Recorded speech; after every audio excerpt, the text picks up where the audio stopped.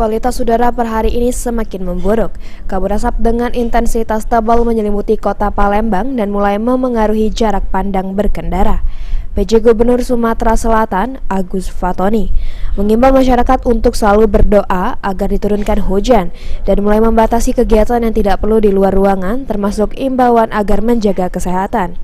Ditambahkan Agus Fatoni, pemerintah Provinsi Sumatera Selatan saat ini terus berupaya memastikan pemadaman api kebakaran hutan dan lahan yang meluas di beberapa kabupaten maupun kota.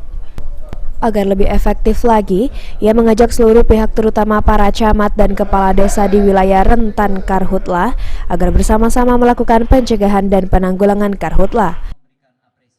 Titik api, tapi di kita Sumsel juga banyak. Kita lebih banyak dibandingkan provinsi tetangga. Jadi bukan kirim-mengirim sih ini, pokoknya semua asap kita harus padamkan.